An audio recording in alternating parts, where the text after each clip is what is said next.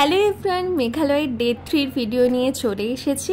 আর তোমরা আগের ব্লগে দেখেছো আমরা গতকাল অনেকটা রাতেই সংপেডংয়ে এসেছিলাম, তাই তোমাদের সাথে সেরকমভাবে কিছুই শেয়ার করতে পারিনি। তো আজকে সকালবেলায় সমস্তটা শেয়ার করছি। এই সামনের 4টে ক্যাম্পই আমরা নিয়েছিলাম। এখানে 2 রকমের ক্যাম্পের ব্যবস্থা রয়েছে, পাবলিক ক্যাম্প আর প্রাইভেট ক্যাম্প। তো আমরা প্রাইভেট ক্যাম্পেই ছিলাম। পাবলিক ক্যাম্পে একটা বাথরুমই সবাই ইউজ করে, আর প্রাইভেট ক্যাম্পে 8-10টা মিলে একটা বাথরুম। তো তার জন্য আমরা প্রাইভেট ক্যাম্পই নিয়েছিলাম। আমাদের 1500 টাকা পার ডে পার ক্যাম্প ভাড়া নিয়েছিল। আর সামনের ভিউটা তো তোমরা দেখতেই পাচ্ছ, জাস্ট অসাধারণ। এত সুন্দর পাহাড়, সাথে এশিয়ার ক্লিনেস্ট রিভার উমগট রিভার সামনে দিয়ে যাচ্ছে, সাথে সংপেডং ব্রিজ। মানে আমরা রাত্রিবেলা যখন এসেছিলাম এতটা সুন্দর সকালবেলায় ঘুম থেকে উঠে ভিউ পাবো ভাবিনি। মানে সকালবেলায় ঘুম থেকে উঠে আমরা পুরো অবাক হয়ে গেছি। আর আমরা ক্যাম্পের সাথে একটা কটেজও নিয়েছিলাম। কটেজটা একটু উপরে, আর রাস্তাটাও খুব একটা সহজ ছিল না। তো যাই হোক, আমরা একটা কটেজও নিয়েছিলাম, আর সেখানেই আমরা সকালের ব্রেকফাস্ট সেরে নিচ্ছিলাম। যারা একটু মেঘালয়ের অফবিট প্লেসে থাকবে বলে ঠিক করছো, তো তারা এখানে আসতেই পারো। ভিড়ভাট্টাটাও বেশ কম, দারুণ এনজয় করতে পারবে।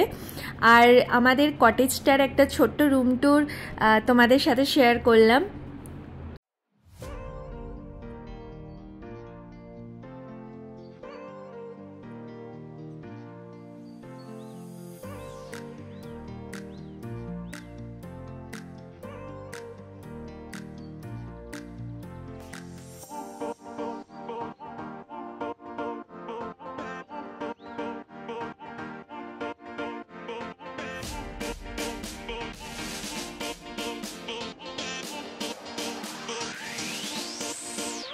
আমরা ব্রেকফাস্ট সেরে চলে গিয়েছিলাম ওয়াটার স্পোর্টস করতে। তো আমাদের পার হেড 1500 করে লেগেছিল।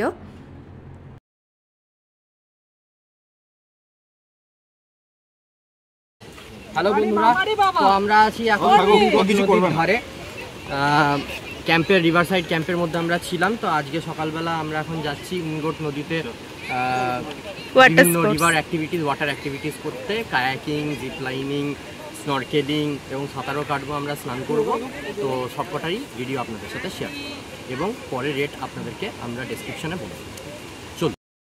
আমরা ওয়াটার স্পোর্টস করার সময় কোনো ভিডিওর ক্লিপই সেভাবে নিতে পারিনি, কারণ মোবাইল জলে পড়ে যাওয়ার একটা ব্যাপার ছিল। তো যাই হোক, আমরা দারুণ এনজয় করেছিলাম এখানে। আর এখানে আমরা সমস্ত ওয়াটার স্পোর্টসই করেছিলাম। আর কায়াকিং করে আমরা চলে গিয়েছিলাম ওপারে। আমরা সেদিন সবাই মিলে উমগট রিভারেই স্নান করেছিলাম। আর স্নান টান করে আমরা চলে গিয়েছিলাম ক্যাম্পে। আর ক্যাম্পে রেডি হয়ে আমরা বেরিয়ে পড়েছিলাম ডকির উদ্দেশ্যে।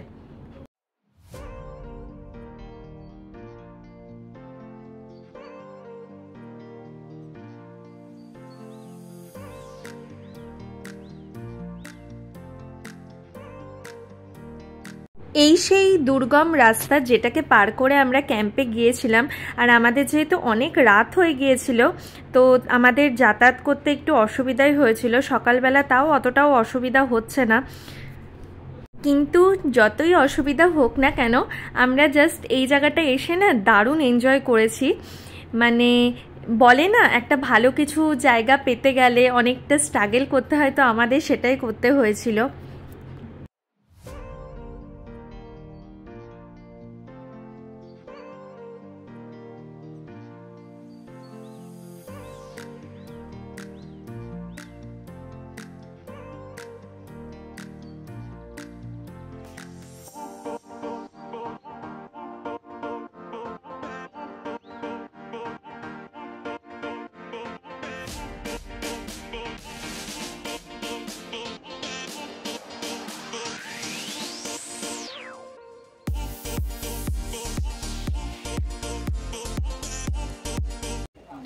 হ্যালো বন্ধুরা, তো আমরা এখন বেরিয়ে পড়ছি সংপেডং থেকে ডকি যাওয়ার রাস্তায়।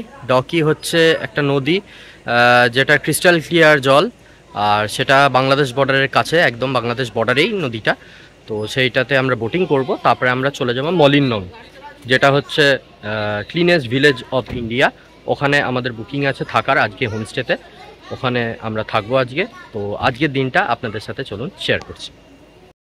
রাস্তায় আমরা বাংলাদেশ বর্ডারও দেখে নিয়েছিলাম।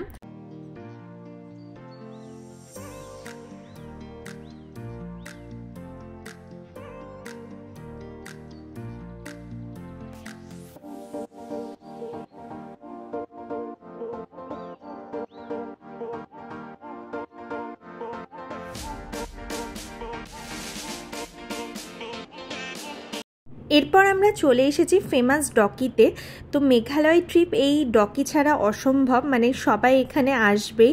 আর প্রায় 10 মিনিট মতো ট্রেক করে নিচে নামলে আমরা ডকিতে পৌঁছাতে পারবো। এখানে বোটে করে সবাই ঘোরে, তো বোট একটা বোট 800 টাকা করে নিয়েছিল। এটা এশিয়ার ক্লিনেস্ট রিভার। তো আমরা বোটে করে চলে গিয়েছিলাম বাংলাদেশ বর্ডারে। সেখানে আমরা কিছুক্ষণ টাইম স্পেন্ড করেছিলাম আর সাথে একটা ঝালমুড়িও নিয়ে খেয়েছিলাম, যেটা বাংলাদেশি ঝালমুড়ি।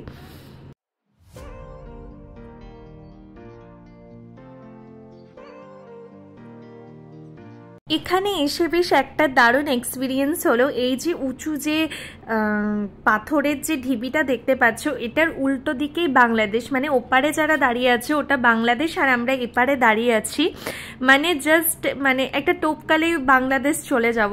তো এই জিনিসটা বেশ আমাদের ভালো লেগেছে।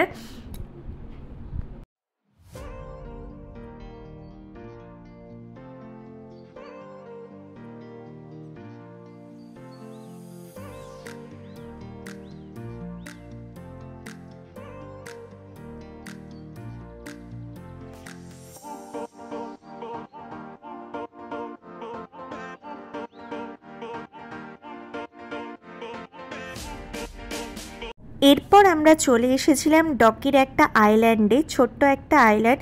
সেখানে ছোট ছোট কিছু দোকান ছিল আর সেখানেই আমরা সেরে নিয়েছিলাম আমাদের লাঞ্চ মানে আমরা সেদিনকে ম্যাগি খেয়েছিলাম লাঞ্চে সবাই মিলে।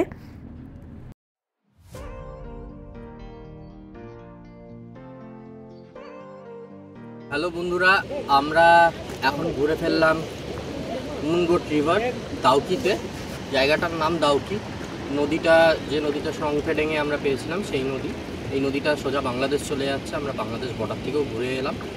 তো অদ্ভুত এক্সপিরিয়েন্স এবং খুবই সুন্দর লাগলো। মাঝে একটা আইল্যান্ড আছে যেখানে খাবার দাবার দোকান আছে, এখানে এসে আমরা খাওয়া দাওয়া করলাম। তো এখন আমরা এখান থেকে বেরিয়ে চলে যাব মলিননং। আজকের দিনের ট্রিপের লাস্টটুকু আপনাদের সাথে শেয়ার করব যেতে যেতে।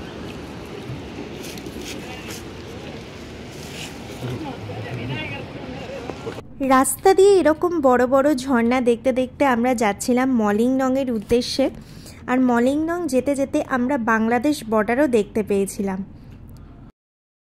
এখানে আমাদের সাথে একটা মজার ঘটনা ঘটেছিল। আমরা ইন্ডিয়াতে রয়েছি, তাও যেহেতু বাংলাদেশ বর্ডারের খুব কাছে রয়েছিলাম, তাই আমাদের মোবাইলের টাইমিং বাংলাদেশের টাইমিংয়েই হয়ে গিয়েছিল।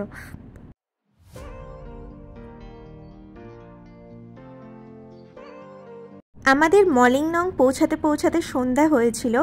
আর এইটা হচ্ছে মলিংনংয়ের বাজার। তো আমরা বাজারটা পুরো ঘুরে নিয়েছিলাম, যেহেতু আমাদের হাতে সময় ছিল না। আর যা যা শপিং করার করে টোরে আমরা চলে এসেছিলাম আমাদের মলিংনংয়ের হোমস্টেতে। মলিংনং হচ্ছে এশিয়ার ক্লিনেস্ট ভিলেজ। তো হয়তো রাত্রির হয়ে গিয়েছে বলে ততটা তোমাদের সাথে বোঝাতে পারছি না, তো পরের দিনকার ব্লগে সমস্তটা থাকবে।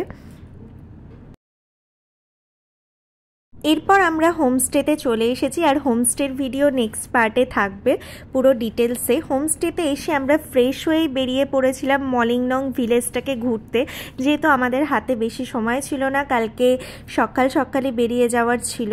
তো আমরা রাত্রিবেলায় বেরিয়ে পড়েছিলাম এখানে আশেপাশের চার্চগুলো দেখতে। তো তোমাদের এই ভিডিওটা কীরকম লাগলো অবশ্যই জানিও। আর নেক্সট পার্টে মলিংনংয়ের সমস্ত কিছু শেয়ার করছি। তো আজকের জন্য ভিডিওটা এইটুকুই। আবারও নতুন একটা ব্লগ নিয়ে খুব শিগগিরই হাজির হচ্ছে। টাটা।